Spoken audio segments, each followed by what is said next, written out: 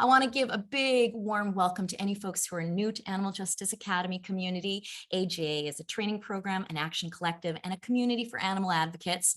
If you're not already an official AJAer, you can sign up for free at animaljusticeacademy.com. We can put that in the chat for you.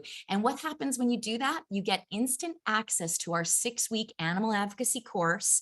You get to join our very active and private Facebook group, one of the sweetest places to hang out in the animal rights movement online. And you will get first notices of all of our collective actions and first notice of our events. You won't be able to unmute yourself today, folks, but again, we invite you to have fun in the chat. Just let's keep everything respectful. If you're new to the AJA community, I just want you to know that we strive to be a supportive community. We welcome debate, but in the spirit of bridge building, which means no name calling, no mean-spiritedness, listening and treating everybody else like a potential ally, and anyone who breaks that standard, you get your butts swiftly ejected. We will take some questions tonight, though, for Jann. So if you have a question and you'd like me to ask her that, we will get to a few questions. Just be sure to put a ***Q so we can pick them out easily from the chat. All right, she's been so patient there in her corner of Zoom. So let's get this woman spotlighted while I officially introduce her. Jann Arden is a multi-platinum award-winning singer, songwriter, actor, and author. She's released 15 albums with 19 top 10 singles, folks. Her most recent album, Descendant, was released in January of 2021. Jann's won 8 Juno Awards, is an inductee into the Canadian Music Hall of Fame, has a star on Canada's Walk of Fame, has been awarded the Order of Canada. She's also written 5 books, Canadian bestseller, Feeding My Mother, Comfort and Laughter in the Kitchen as My Mom Lives with Memory Loss, and her most recent, If I Knew Then, Finding Wisdom in Failure and Power in Aging. She's also starred in the CTV hit original comedy series Jann, playing a fictionalized version of herself. Season 1 of Jann was the most watched new Canadian comedy series of that season. And her animal advocacy, folks, well, let's get into it. Jann, welcome. Thank you very much for having me and putting this together. It's important, and obviously it's a real pleasure to see everybody showing up. I'm sure you've got a million things going on, but thanks to everybody for taking some time to come and join us tonight. We're 300 live here and a bunch over on live on Facebook, our Facebook Live. So everybody's been super excited to see you, Jann. And the animal advocacy community loves you. I know other people are sharing in the chat how they first found you. I want to tell a little story about how I first found you. It would be circa 1995 in Winnipeg, Manitoba. This new exciting singer was playing at a club, and I was the entertainment reporter in Winnipeg at the time. And I got her demo and I went, oh, she's good. And I went to interview you and you were a blast. And I've been a TV host for many years. I got to interview you a few times. So when I found out— 10 years old? Like you don't want to know, Jann. Yeah. Well, and Jann, you know what? One of my other favorite moments, do you remember the opening of the A Channel in Edmonton? You played at it. Yes, and I do recall that. And do you remember what a disaster it was? And there were wires still sticking out from the wall. And we did a segment with you. You had a hard hat on. You were up on a ladder and telling us how you were going to fix the wires and take out the IUD. Well, that sounds like something I would do. Whatever happened to the channel? Hey, it turned, I think it's a city now in Edmonton, City News. Yeah, it didn't last for too long, but good memories anyway. Yes, very much so. Yeah. So we have some really good background on your performance career, Jann, but I know everybody's like super stoked to find out more about your journey into like veganism and animal activism. And I know it goes way, way back to even when you were a kid. Well, I've been vegan for 8 years. There's a lot of things that happened over a period of years. Veganism doesn't happen overnight. I always encourage people to not be hard on themselves. You're not going to be eating a certain way on a Wednesday, and by Friday, you're fully launched into it. There's a lot to learn. And there's a million different reasons why people start eating plants and start eating less meat. I haven't eaten red meat for probably 25 years. It went way back. just kind of lost my taste for it. I didn't particularly feel good with all the science and all the information that was coming out. I knew it was something that I didn't want to deal with my heart health. People can disagree with me on that, about, red meat, but there's a lot to it. I just stopped doing that, but I was one of those people. I was still doing poultry. I was doing fish, and I always thought the smaller animals were less problematic. And then, of course, the realization that all of us have at some point that have gone down this road is animal welfare and how animals are treated. And what's happened since the advent of the World Wide Web and the internet, what we've been exposed to, the images that people are able to get out of the slaughterhouses, the egg laying farms, live animal exports of sending 40,000 sheep, for weeks on end from New Zealand to the Middle East. Like, we've been inundated. It's almost overwhelming, the amount of images we see of abused animals on a day-to-day basis. And it does wear on you. It does wear you down. But having said that, that is the time to really throw your shoulders back and stand up. And that's what I felt I needed to do. I needed to not let other people do the heavy lifting and not leave it up to other people. Oh, somebody else will deal with this. I can't watch it. It's too hard for me. I don't want my kids to see it. Yada, yada, yada. That same old narrative where something's too hard to see. Well, unfortunately, unless we bear witness to difficult things, they don't change. That's what history tells us.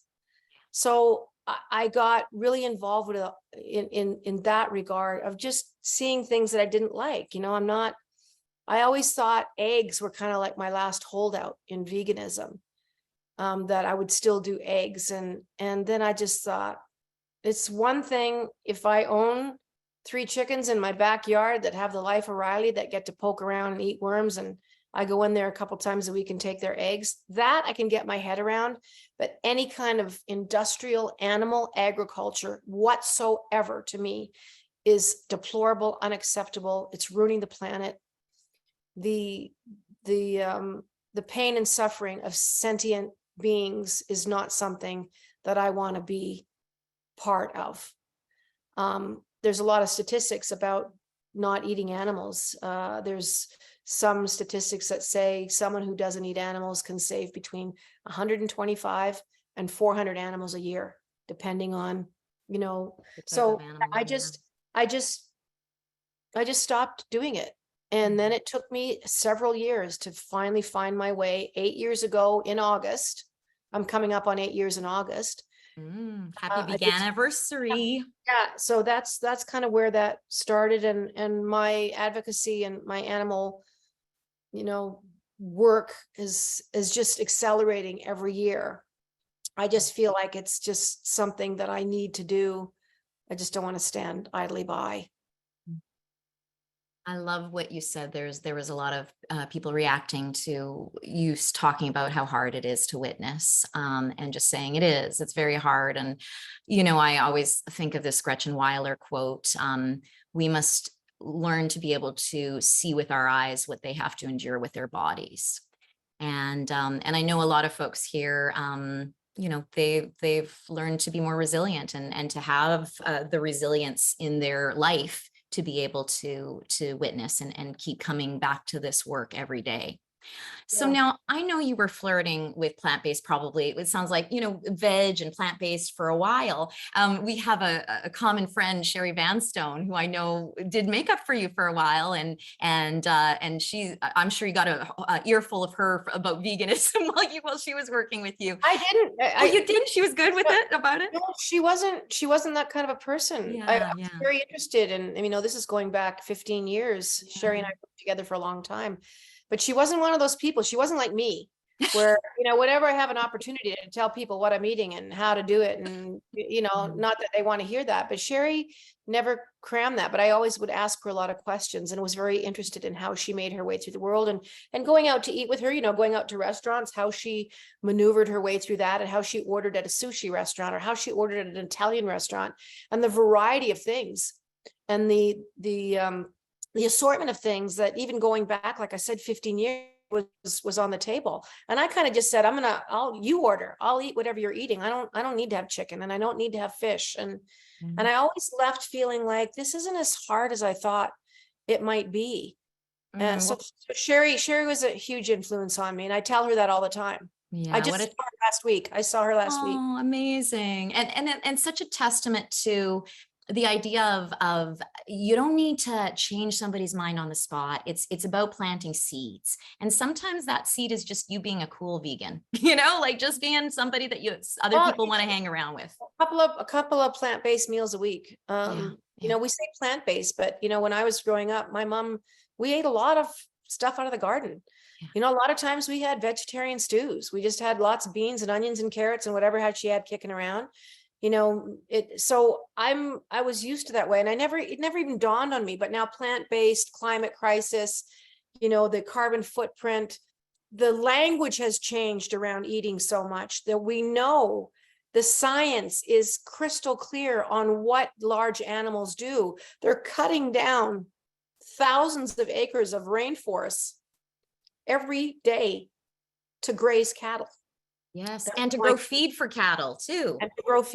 So it makes absolutely no sense, and they're literally cutting our lungs off. And people who are reticent to believe that and to understand climate crisis need only to turn their televisions on to see how these patterns have changed. I talked to so many people that are like, winters were never like this when I was a kid. Summers were never like this when I was a kid. This is only 40, 30, 40, 50 years ago. Yeah. Like, to have these kinds of changes. Before that, there was hundreds of years that went by with a very stable global temperatures, very little changes. But what we have done in the last half a century it's unbelievable and not sustainable in any way, shape, or form. You can't pull trillions of fish out of the sea every 10 years and expect the ocean to survive it. Yeah, and we can't be supporting 80 billion land animals for an 8 billion, human planet. It's ridiculous. It's not the humans that are using the resources. It's all of the animals that we're forcing to be raised that are ruining the environment. So it's just a bad look. It's entitlement. It's a convenient life. The excuses people throw out there of, what are some of the best excuses or worst excuses, I should say? Think, I'm allergic.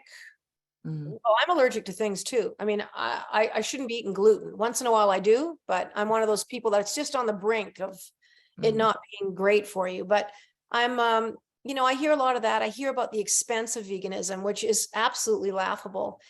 If you have gone anywhere, even cheap meat, which I'm talking Costco, the big buyers, the buyers that are really destructive to the footprint of the planet. They're selling tens of thousands of animals a week. So every time you see a pork chop, that's a pig. One wing, 2 wings is a chicken. A package of 24 wings is 12 chickens that you pick up. And that cheap meat is, people go, man, I used to be able to get wings for $3 for a huge platter of wings. And now you're going to be paying $24, $26 for 2 dozen chicken wings, which you should be. Meat should be incredibly expensive. It should be expensive. Yeah, it's being subsidized completely. Yeah, there's all that stuff going on as well. But for me, for animals, I don't want to be responsible to hurt anything. I can't fathom it. I could never kill something myself, and I grew up killing gophers and shooting birds. And there's a lot of things that I still feel like I need to atone for, which could be part of my advocacy now, because I grew up in the country. I still live way out in the sticks. And, we had pellet guns and bows and arrows, and, we used to get a nickel a piece to shoot gophers, and I'm haunted by it. It really bothers me all these years later, but I was 8, 9, 10 years old. And my idea and my thoughts about mortality and other living things enjoying their lives, I think about it all the time, and I'm 61 years old. That was 50 years ago, half a century ago. But we can do better, and we need to think about the lives of slavery. All these animals are indentured. They live in confines. I mean, the fact that gestation cages still exist for large 400 pound hogs. Yeah. Everything is so genetically modified now. Yeah. Chickens that looked completely physically different even 25 years ago are That can't even support their own weight. They can't, get you know, so the big, breasts so have been quickly. genetically modified to be so heavy, they can't walk. So there's just things that we're doing to animals that are absolutely sinister. And the fact that governments all over the world try and keep those agricultural, vile, nefarious things hidden away from the people that are spending the money is very suspect. And I'm not being hysterical about this stuff. This is just an everyday occurrence, even on smaller farms. The cruelty is beyond belief. It's built into the system. I mean, it's not, I think we're in this community, we've learned to not hate the, you know, hate the farmers, but to hate the system. You know, it's a system that it's built on cheap animal products and get it done as fast and as expediently as possible. And so, you know, this brings me to the ag gag bill, Jann, because all the ag gag bills that we've been dealing with over the last 3 years, you were actually the narrator of our animal justice investigation video around ag gag laws. So while a lot of celebrities are sort of concentrating on dogs and cat issues and saving wild species, you know, you're going for the gusto by calling out the Canadian animal ag industry. What made you put yourself in the line of fire there? Well, it's once again, it's just being a public person and having a bit of a profile. I'm certainly not Celine Dion, but you know, you have to do things that you feel passionate about. I don't recommend animal advocacy if you are a person that's really anxious or tends to be depressed easily. Sorry, I've got mosquitoes. I will kill a mosquito without Yes, you've been informed. Yes, without any self-defense. It's called self-defense. But yeah, I think you really have to manage your wellness. You know, people that do the work of getting the footage in a lot of these industrial places, whether it's a hen laying organization with thousands and thousands of hens wandering around in their own shit, and you know, not properly, there's no air in there for them to breathe. It just, you go into these barns and it's just a stench because it gets away from them. And they're turning these birds around so quickly. A laying hen has no lifespan. A chicken in real life can live to be 8 or 9 years old. These hens last months. They're exhausted.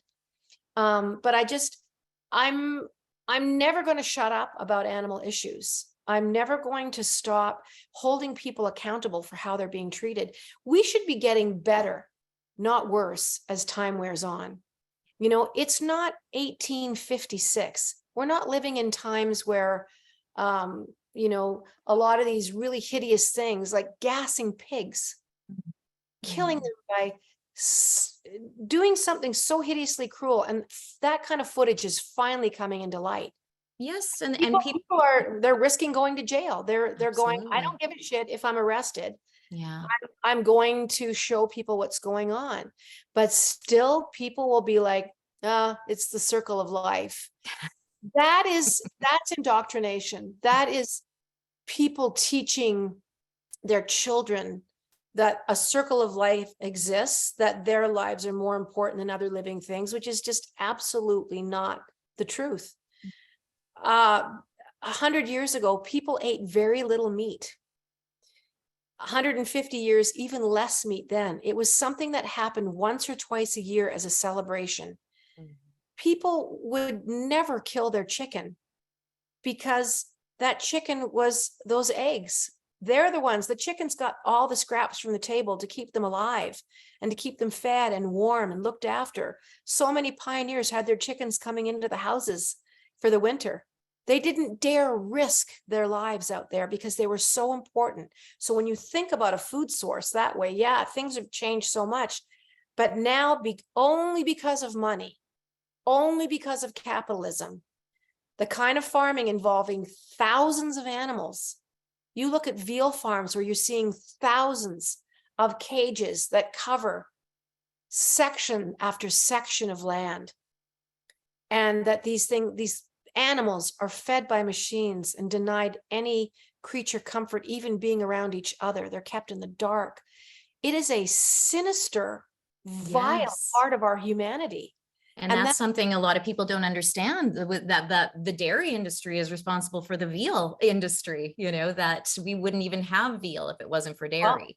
As a vegan, dairy Yeah. was one of those other things that was the very last thing to go, because I thought, well, dairy cows, they get to be, milked and they're in the barns and they end up on your plate. They end up as ground beef and hamburgers. And not only that, they actually suffer much, much more than a beef cow would, than a cow raised for your steaks.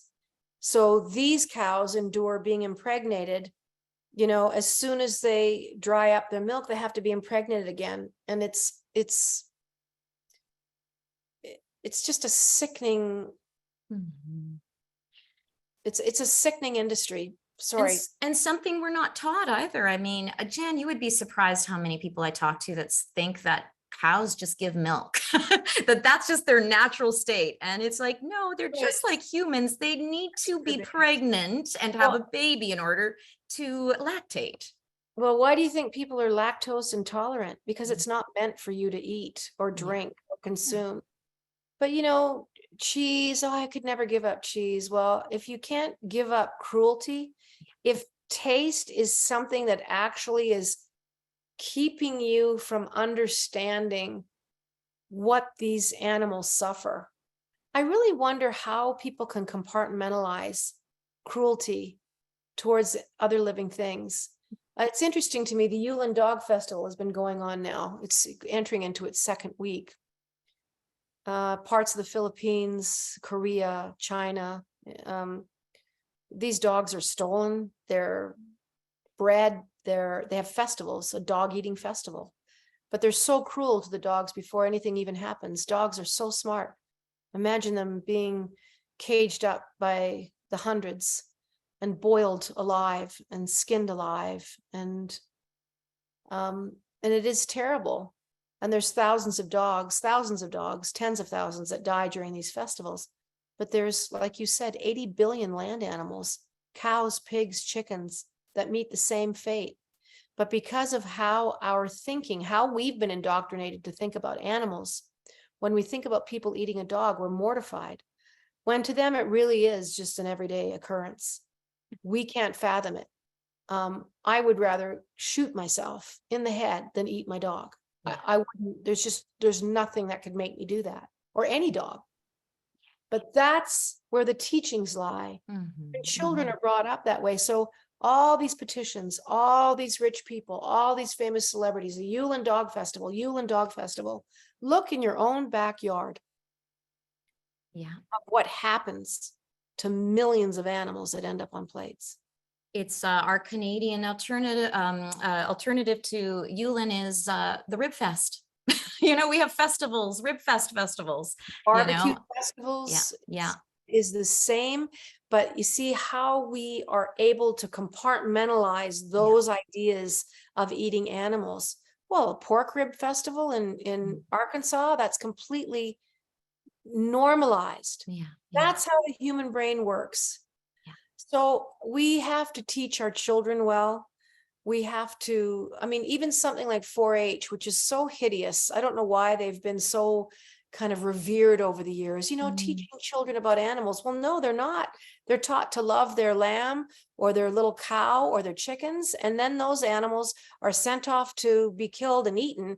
And they are taught, no, son, this is life. That's the way it goes. That's what you have to do. I know it's hard, son, but that's just how it is. No, it isn't. It's what those parents were taught and what they were taught and what they were taught. And they're going back to a time in antiquity where, perhaps people's survival depended on shooting a deer or having a bit of this or a bit of that. That's not what happens now. Walk into a grocery store. There are tens of thousands of choices for you to eat something. For me to walk by, like in a Safeway, and see lobsters with their claws pinched shut with big elastic bands, I don't know how it's legal. I don't know how people can just, further to that, buy that lobster and boil it alive. where are we getting our ideas of how animals play into human life? These are our fellow earthly travelers. Yeah. They're traveling with us. We're not Neanderthals, you know, we are smart, sage people, apparently. But when it comes to animals, everywhere on this globe, we do a really shit job of being their stewards and their wardens. Absolutely. And I do think a lot of it does have to do with it being behind closed doors. And so, Jann, I mean, what have you thought of these ag gag laws that have sort of invaded Canada from the US? I mean, talk about insidious, right? But people have to make a lot of noise. Yeah. And, you know, to not show people what's happening to their food source is it's corrupt in many, many ways. And this comes from farmers, subsidized farmers that want to protect their bottom line, which is how much money they're going to make. They don't want you to stop eating meat. They don't want you to stop eating chickens. They don't want you to, like, even in dairy in Canada, there's so many dairy farms that have closed down and they've moved on to other things. Because if you walk into your grocery store now, you're going to see oat, almond, cashew, soy. There's macadamia. There's all kinds of nut milks that are taking up equal space in your refrigerator sections. That would have been unheard of even 2 years ago. That's how quickly the movement is happening. And they've had to adapt, but a lot of dairy in Canada is closing down. But I think a lot of young people are unwilling to go work these family farms now because they don't want to deal with the cruelty. And I don't think they believe in the ag gag situation where people aren't able to photograph what's going on, to film what's going on. Why wouldn't we want to know where our food comes from? Why wouldn't we want to see that? Well, because it's hard, but it's such an important part of this movement. If we're ever going to convince the young people that are coming up now that, and they are getting it, trust me, because they're on the internet. Kids, yeah, absolutely. Kids as young as 5, 6, 7 are going, I am fucking not eating that. Yeah. I'm not eating. Where does a chicken nugget come from? A chicken? No, I'm not eating it. I want, give me a chicken nugget that tastes exactly like that, but that nothing had to die. And you know, Gen Zers, have you heard about this, Jann? Gen Zers in the latest polls of veganism are somewhere at 25% of Gen Z folks are eating plant-based. Yeah. Like that is unbelievable. It's one of the biggest food movements in Europe. And Europe is usually a little bit ahead of us with things like that. But I think it's the right thing to do for the planet. I think it's the right thing to do with your body. For me, on a personal basis, I've never felt better in my life. Now I'm sober too. So the same time that when the pendulum swung and I stopped eating all the things that I had been slowly kind of trying to eliminate from my diet, I quit drinking at the same time. So obviously that had a great bearing on me as well. But I've never felt better. I sleep well. My skin's good. I have amazing energy. I just look after myself and I don't have the burden of thinking about like eating something that has been treated unfairly. It's like eating fear. It's like eating discontentment and terror. I want nothing to do with it. Yeah. And so folks, and just as we're speaking about ag gag bills, we're dangerously close to having a federal ag gag bill passed. Almost every MP last week, except for the Green Party and Nathaniel Erskine Smith, bless his heart, voted to send this bill to committee. And so as a group, we are having to really step up. And this bill is being disguised as a biosecurity bill, but if passed, it could mean possible prison time for undercover farm workers, whistleblowers, and animal advocates who go onto farms to expose animal suffering, and fines of $500,000 for organizations like Animal Justice if they're found to be involved. So it could essentially mean, Jann, the end of, in this country, of the Canadian public getting any glimpses of this incredibly secretive animal ag industry. So Yeah, we've got an action brief that we're going to put in there. Kirsten's going to put in there, folks. If you're interested in helping out with this, we are having AJers are going to CMPs like there's nobody's business, and we'd love for you to be a part of this. So, Jann, your I love the way you function as an animal advocate. Okay. I want you to talk a little bit about your advocacy style. I mean, it's pretty badass. Okay. I've got to share a couple of these here. Because these are just too good here. So here we go. These are a few of Jann's tweets here. What a crock of shite. Do better, Marineland, you bunch of creeps. Love it. Ditch dairy, it's completely vile. Somebody who's like being anti-pride, she says, super proud I'm not you. This one about fishes in transportation. Yeah, what a bunch of assholes. Absolutely. And Jann, you tell it like it is. And Camille and I, we actually from Animal Justice, Camille Labchuk, we laugh because you say all the things that we that are working, you know, in the movement and in politics wish we could say, but we have to be diplomatic. So was it like, were you conscious that I'm just going to fucking go for it? Or did this sort of evolve? I don't care. It's indefensible. Yeah. It's very easy to go out there and go after these people who are clearly have lost the plot, have lost their sense of decency, have absolutely no, when you're apathetic, when you don't care, when you don't have feelings for other living things, you don't have feelings for people either. So it starts with animal welfare. But normally I find, and Ricky Gervais said it best, he said, whenever I've seen, you know, people being nasty to animals and CUNTs to animals, he said, normally they're exactly that way with people around them.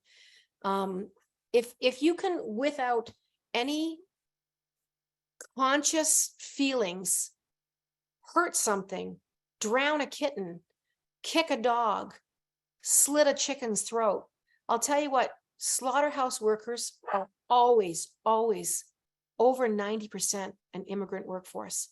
There are people that come from very poverty-stricken countries. They go there because they have to. They're new Canadians. They come here, whether they're new Americans, new Europeans. The workers in these factories, and this is factual, they're immigrants. And they are trying to figure out, some of these people are skilled engineers and dentists and physicians, and they can't fucking work here because all their education doesn't fly. So there's some very skilled, very smart people that are doing this stuff. They don't last long at all. The PTSD involved with killing animals on a day-to-day basis and killing thousands in a slaughterhouse here in Canada, for instance, north of where I live, one of the biggest cattle slaughterhouses, they do about 5,000 animals a day. The animals know. The workers there are so traumatized that they have a turnover that is constant.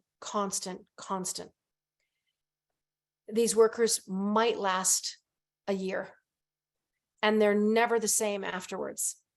So when you think about these are marginalized animals, but when you think about the marginalized people that are put in terrible can't win situations because they have to feed their families.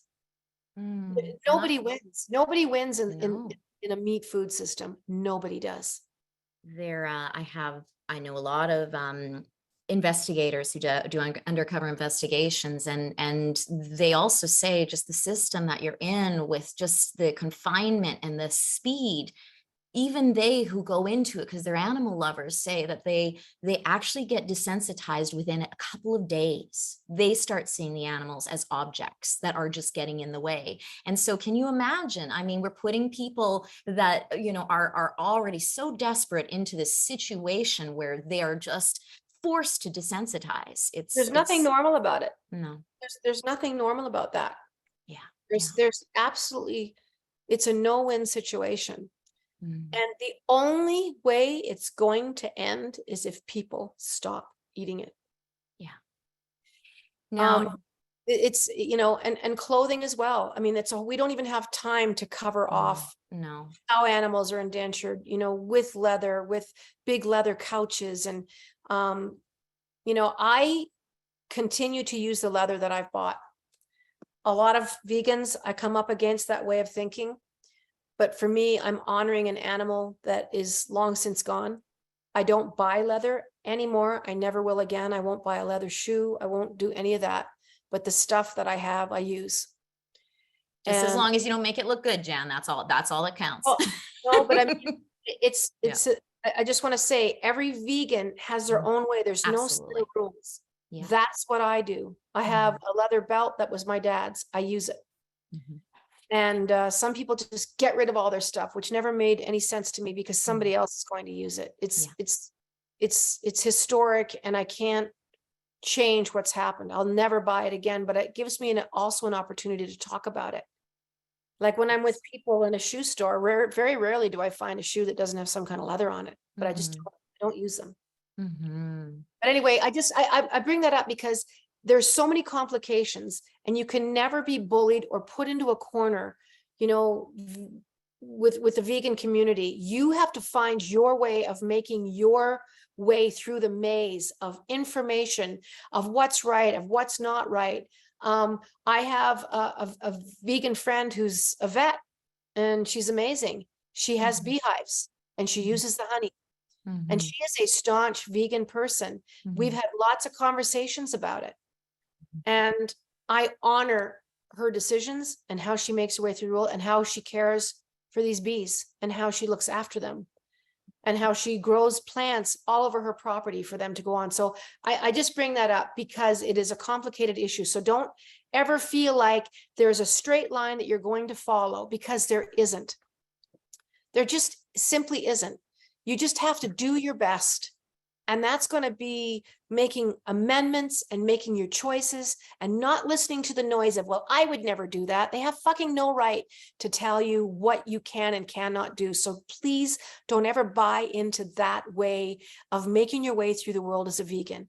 And you're going to be at somebody's dinner party sometime, and there's going to be butter on the green beans that they made just for you, that they might have fucked up. It's butter. You know, you can't punish yourself or make the dinner uncomfortable. I'm just saying, for me, that's how I make my way through this. I make choices as I go, and I do the best I can, but I'm not perfect. I've never claimed to be perfect.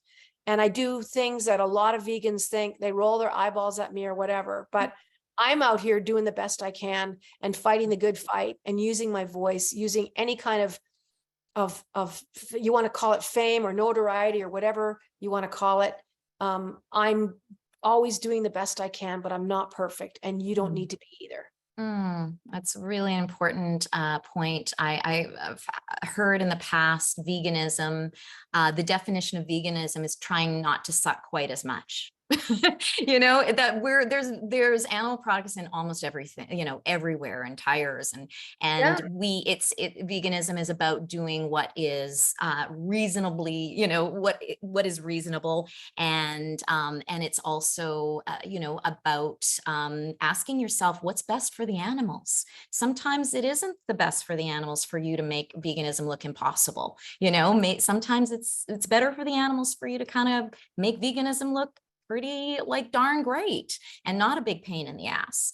And so that's a little, you know, piece that I work with, is always just ask what's best for the animals. And also, your sanity is one of the things that is best for the animals, right? You being able to live a joyful, healthy life is good for the animals if you're an advocate. Jann, your health and your wellness is very important for the animals. Well, yeah. And like I said, for those of you that are listening in, that are doing a couple of vegan or plant-based meals a week, bravo, because that does make a difference, and it does move the needle. And, you know, if you had halibut on a Monday, but you had 3 days of, you know, salads and beans and lentils and, you know, some of the fun vegan proteins that are out there now, and all of those, they're kind of pricey sometimes, but they're coming down, they're getting better at it. You know, there's a running joke about vegan cheese all the time. I mean, if you were a person that ate vegan cheese 10 years ago, Oh God. Yeah. it was like, Terrible. wow. It was terrible. But now you can take classes on making vegan cheeses, Yes. and there's just so much innovation. Science, science, science. Yeah. There is some like vegan fetas out there, vegan cream cheeses that Mm. I swear to God, I have to check. I have to go look at the package Yes. and remind myself, like, did I fucking buy the wrong thing? Yeah. Oh, it's sunflower seeds and yada, yada, yada. And there's a couple of words in here that I don't know that are obviously something, but read any box of anything. Mhm. Sometimes there's, you know, there's chemicals and additives in organic oats. You're like, Yeah, right. anyway, just Yeah. you do the best you can. And if you have days where it's not always perfect, don't beat yourself up, be easy on yourself. We're never going to get anywhere Yeah. with that kind of staunch veganism and that kind of judgmental shit that should be reserved for people looking at people in the community. But Mhm. sometimes there's a lot of bullshit within the community, and don't fall into that stuff either. Yeah. I think I hear the vegan police coming, Jan. No. It's not fair to anybody. It's No. very hard being a person. Yeah, it's super hard. to It's be a person. yeah. We have to make veganism look as easy and well, it's never going to be fully easy. Nothing is, but as easy as possible and as delightful as possible, and Oh. that you can still be a part of your community. That you don't, that you don't have to live on a vegan island all by yourself. So, okay, we need to get to one of the major things that you are involved with, your signature campaign, and that is the Horseshit campaign, trying to end the brutal export of live horses from Canada for slaughter overseas. Now, how did you become so devoted to this issue, Jan? Like, how you have just been the face of it. You have been relentless with it. Tell us how it came to be. It's a long story. I don't know if I can fill in all the gaps, but I've worked Yeah. with horses for a long time. I worked with wild horses in Alberta many, many years ago. They do something here. They still continue to do it very quietly. They cull wild horses because the cattle industry doesn't want them on their property and the petroleum industry doesn't want them on their property. So, sometimes you'll get 300, 400, 500 wild horses that are on the eastern slopes in Alberta, and a bunch of ranchers will bait them into these rings, and they're culling them, they're killing them, slaughtering them. They're not doing it as much, but they're still doing it. I got involved with that. And my friend Judith Sampson French, who's a brilliant advocate for animals and a fellow vegan, and just she's just an amazing person and very inspiring. After we had done several years working on behalf of the wild horses in Alberta, she just said, "You're not going to believe another little thing that's going on." She said she knew a bit about it, but not a lot because it was very clandestine. And that was the live export of large draft horses out of Calgary, Edmonton, and Winnipeg. And these are basically horses that are purpose bred. So they're not Sally's horse that she stopped riding. Those are domestically slaughtered. Most of the horses that you see go to auctions in the United States, they come up here because there's problems with slaughter in the United States. I'll get into that another time. Hundreds of thousands of horses come to Canada to be slaughtered. Canada supplies almost all the world's horse meat quietly. But these ones are different. These big Budweiser horses are purpose bred. They're raised in feedlots. It's spread into Manitoba now as well. It was just Alberta. Now there's a big feedlot there. So the horses go out of Winnipeg. Anyway, they live to be about 18 months old. They're fattened up very quickly, like everything else you see in industrial animal agriculture. Quick, fatten, because they don't want to pay for the feed for any longer than they have to. Cows are very cyclical that way too. Once they feed them, it's a science. Once it goes over this date, now they start losing money per pound on what these animals are eating. So there's a science to all this stuff. So these horses, there's a Japanese inspector that comes over to the feedlots. He literally marks on their butts with a big white stick of which ones they want. They're herded onto trucks. They've never seen the light of day, really. Then they're lots. They're born in a foot of shit. They have very little veterinary care. They are fed a sludge that fattens them up very quickly. Now they're put on like a semi truck. Sometimes they travel 4, 6, 8 hours, all depends. They've never been on these trucks in their lives. They're fucking terrified. They get them to the airport. Airports, Calgary, Edmonton, Winnipeg, now at where the horses go out have at least 10-foot fences that you can't even see through, a crack through, because of ag, because they didn't want anyone getting footage. It's very difficult to get footage of these loads now. And so the horses are sometimes electrocuted, whacked with sticks. I've been to many, many, many loads at the Calgary airport. They're terrified. And they're put into now wooden crates. Legally, they're supposed to be, if they're above 15 hands, they're supposed to have their own crate. That's fucking funny. I have never, ever seen one horse in one crate in my life. Then you think about, you know, the guy that makes the crates here in Calgary. He's made a living making crates to send horses to their doom. The crates don't come back. They're used once because they're demolished by the time they get there. You got 3, 4 horses. Now they're in the crates. Now they can sit there 8, 10, 12 hours. Because as you know, flights are very unpredictable. Sometimes it's 35 above, sometimes it's 34 below, and they're sitting out on a tarmac. They don't give them food or water. They're shitting on each other. They're pissing on each other. They're loaded into the aircraft. Air Korea is the aircraft that's taking them now. They're these massive cargo planes. And now they face, if it goes well, 14, 16-hour flight to a very small island off of the main island of Japan. They're unloaded there. Sometimes it can take another 6 or 7 or 10 hours to unload them. So they're so past the regulation of 28 hours. It's laughable. Nobody does it. The way Canada views it is once the wheels are up on the plane, it is now the importer's problem. So the exporter also bows out of any responsibility he has. Once the horses are loaded onto the plane and that plane lifts off, it's the importer. They don't give a shit. They don't care how long the horses are going to be there. Imagine turbulence. We have a pilot that comes on and tells us there's going to be turbulence. Buckle up. Don't use the bathrooms. And everything's going to be okay. They say everything's going to be okay. The horses are not hearing that. So they're often falling on each other. They never really right themselves. There's been many deaths. There's so many that aren't reported because, like I said, it's the importer now. They don't want you to know that. So there's very little information.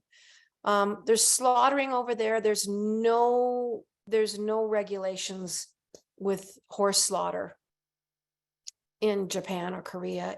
No one is in there regulating how it's done, how they do it. It's really gruesome. I won't get into it. All I'm going to tell you is that an 800-pound horse or whatever it is, 600-pound horse is hung upside down, and their hearts need to be still beating in order to harvest the meat properly. They say that they're stunned and dead, but their hearts are still going. It's part of, because the meat is eaten raw, there's a very set way. It's not like just killing an animal and cutting it up. It doesn't work that way. They need it.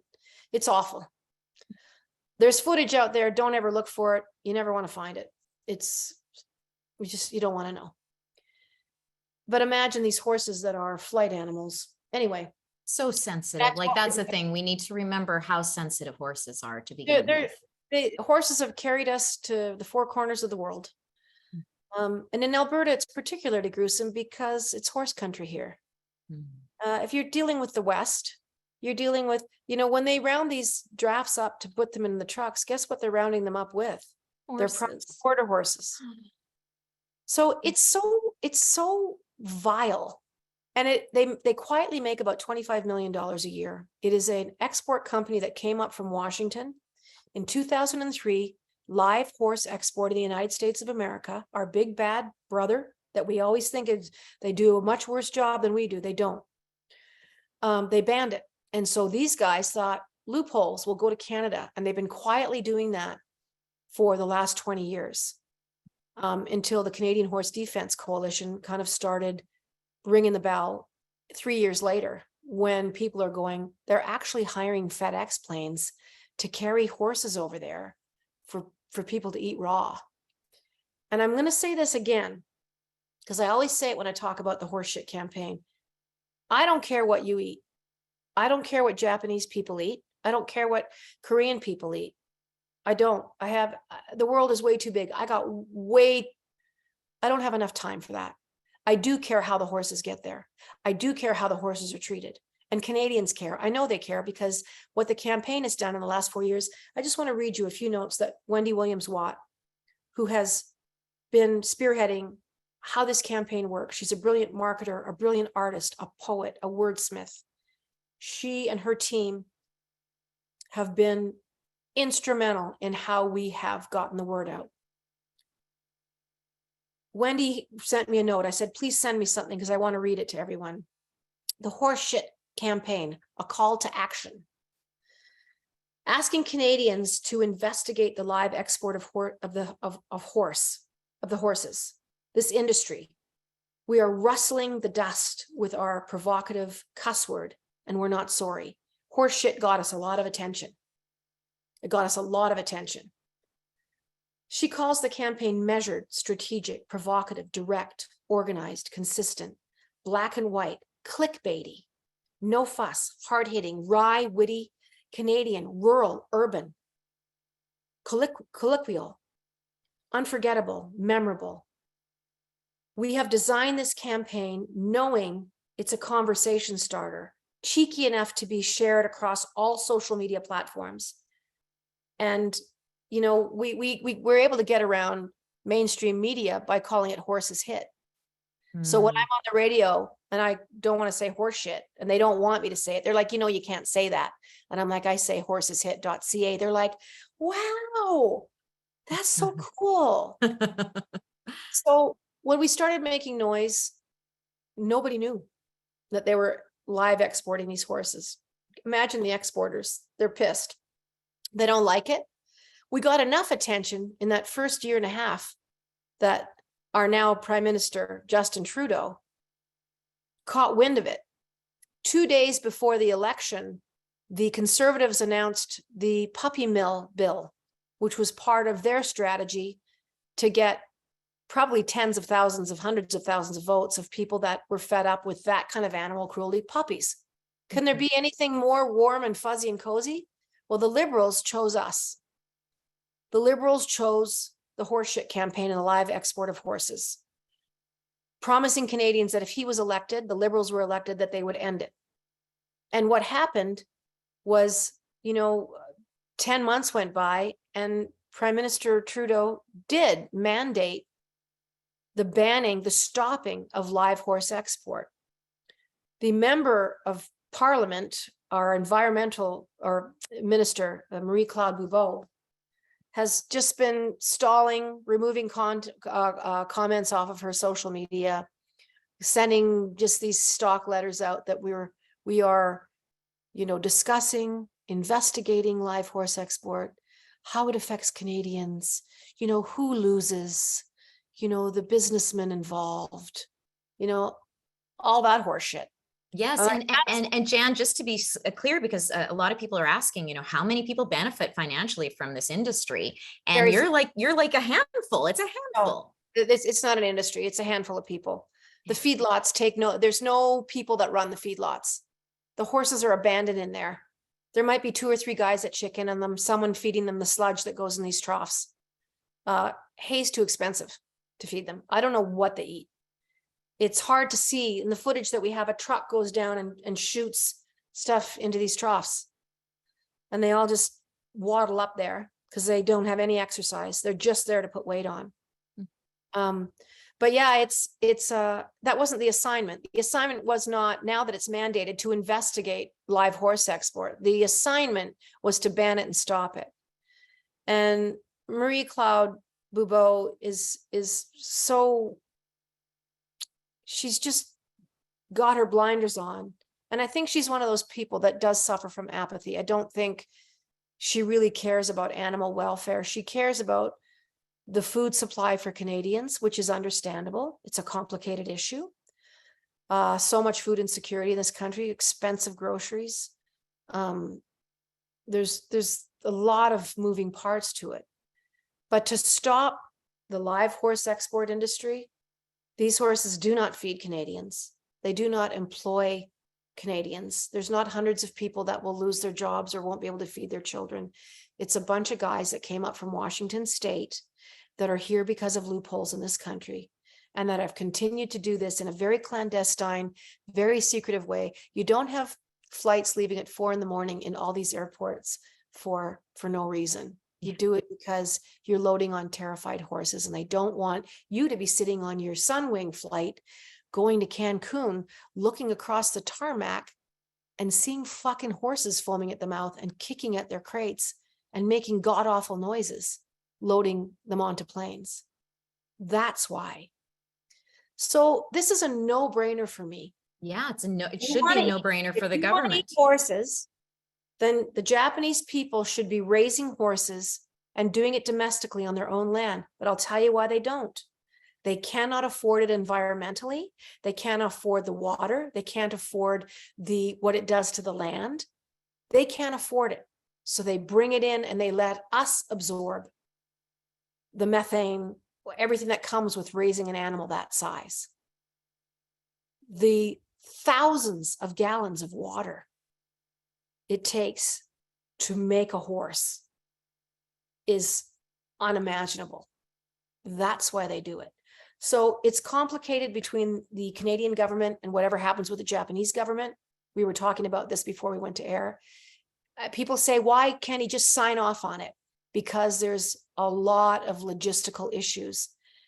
But first and foremost, the breeding program needs to stop, like today, right now. You don't impregnate these horses anymore. We don't breed the horses, because the question I'm inundated with by cis white guys that are mad at me on Twitter, well, what are we going to do? What are you going to do with all these horses? Well, you stop breeding them, sir. You stop breeding them. It's just like the argument for any of the animal agriculture business. It's like, oh, are we going to release all of these animals into the wild? Making them, because it's going to take 2 years to wind down what's happening. So this isn't a quick fix. Yes, I would like to see it end tomorrow. It's not going to happen, even with the bills that have been introduced. It's going to be a long and winding and complicated road with a lot of people pushing back. I don't know if the exporters have a hope to stand on, but that's where we come in. That's where this campaign comes in. It's about awareness. It's about telling people what is happening. And that's what everybody's asking, Jann. What can we do? We've got some skilled people here. Yeah. Just talk about it. It's just awareness. You know, all the donations, all 100% of the t-shirts, the stickers, all of that goes into actually helping horses. When I got involved with the Canadian Horse Defense Coalition, I said, we're not spending one more dime on legal campaigns. You cannot fight the government of Canada.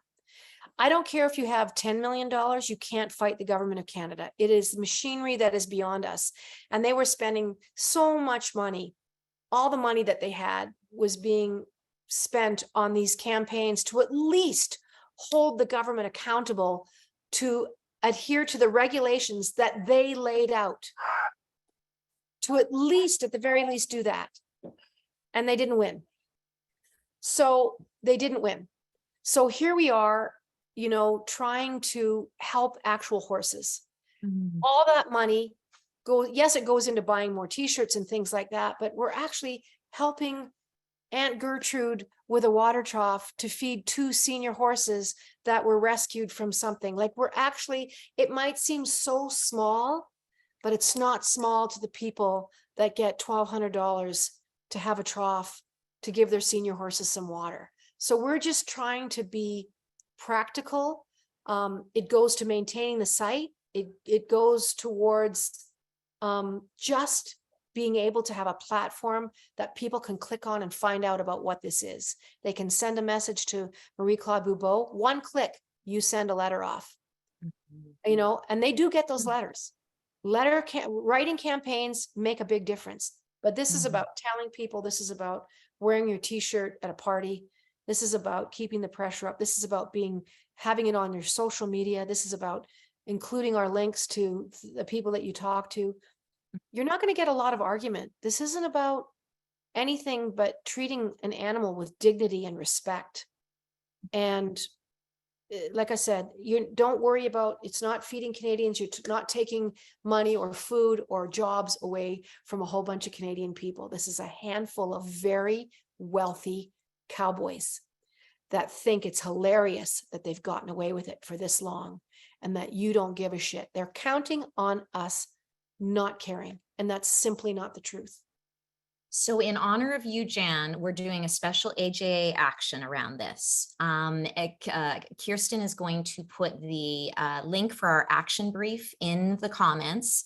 Folks, we are going to come together. I know we've been doing a lot of work on this campaign over the last couple of years, but there's been a really wonderful sort of momentum created last week because Jann, along with Senator Delfond, introduced a Senate bill to ban live horse export, and an MP in the House of Commons, a Liberal MP, also said that he is going to be putting a bill forward as a private member's bill. Now, that can still take a whole bunch of time to make happen. So that's not how we want to do this, but we do want to use the bills to make the agricultural minister, Marie-Claude Bigot, take action. Okay, when all of the politicians are saying no and the public is saying no, she has got to move on this. So folks, we are asking you with your skill, with your nuance, to write a custom letter to the agriculture minister to CC your MP. We've got every contact you're going to need in there. Even if you don't even know who your MP is, you'll be able to find out who that is. We've got talking points for you.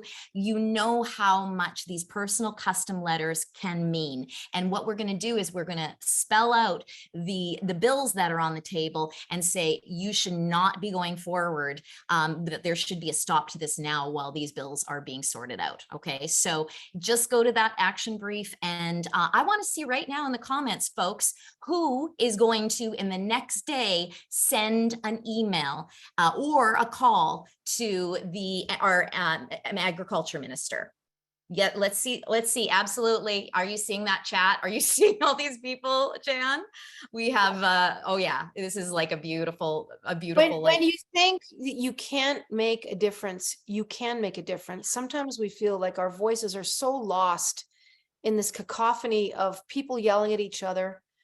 This is an indefensible action. And we're one of the only countries in the world live exporting horses. Countries that are considered third world countries do not do this practice anymore. They realize the toll on these animals and the impact of it environmentally. There's one thing that people don't take into account, how this is all going to fall apart. Massive industrial agriculture. And it's a thing that you take for granted every day, but it's going to be water. Water is going to break the system. It is the one precious thing over the land, over forests being cut down. You need water to grow the food for the cattle. You need water for the cattle. You need water for the pigs. You need water for the horses. I mean, having animals this large as a food source is beyond, it's reckless. And it really is doom for a lot of people. This is our planet.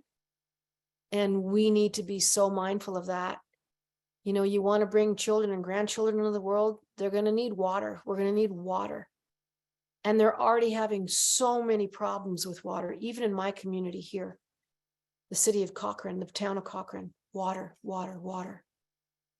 It's the river that runs behind my house, the Elbow River, is a fraction of what it was when I was a kid. You couldn't walk across it. And now it's 6 inches deep in some places. And it's Calgary's drinking water. It all goes into the Calgary Reservoir, and it is treated like diamonds. They only let a certain amount of it through. People that used to live along the river in Calgary, it's part of its flood mitigation too, but they have a trickling. Sometimes it's just a dry waterbed. So water's it's gonna end this, and it's not gonna be pretty. because we can't make more water. But I appreciate everybody coming today. And I know I get on a tangent, but I'm really passionate about it. No, we love you for that. We love you for that, Jann. And folks, like, I think we saw about a couple hundred yeses, I'm doing this, go by in the chat. And Laura said, Debbie said, I'm going to do this again and again and again ad nauseum until this ends. Joanne said, Jann, you are so well versed with your information and facts. Thanks for making this issue real. So many people saying we're here for you, Jann. Thank you for everything you've done. And I know you're in a hurry, lady. You've got so much on your plate. Kirsten, can you take us back to the gallery so we can see all of the faces that are going to do these amazing actions? I did weave some of the questions in to my questions. I'm sorry we didn't get more time for questions, but I just really wanted to let Jann talk and get her wisdom out there on the table. If there's any questions, don't hesitate to reach out to me on Twitter. Yes. Don't hesitate to reach out to me on Instagram. I can't answer them all, but I do try. I do try and respond to people. Sometimes it's impossible, but this is very doable. This is a shard. This is a fragment of the Canadian agriculture system. But it's don't ever think that it brings us down. You're only as good as the worst guy in your band. If you've got a terrible bass player, so Canadian agriculture is only as good as the worst player in the game. These guys shouldn't even be involved in Canadian agriculture. It brings everything down. It just brings everything down to a place that's in bad taste. There's got to be something more important in this world than money. It just has to be. Lives of animals that are tortured and terrified have got to be more important than wealthy clients in Asia eating Canadian made horses. It doesn't have to be that way. They shouldn't be bred anymore. I am going to say goodbye to everybody. I've got friends here. Hello, Malik. Hi there. So Jann, at Animal Justice Academy, we want to just thank you, Jann, for being here. Let's give Jann a big thank you, folks. Thank you, Jann, for everything you do and have done and will continue to do in the future. We're going to keep doing it. We're going to keep doing it. We will never stop. And we will get this done. We will end live horse export. Don't lose hope. It's something that's doable. We will get it done. Keep the pressure up. Now's the time. You can never ease off. It's like it's like anything else.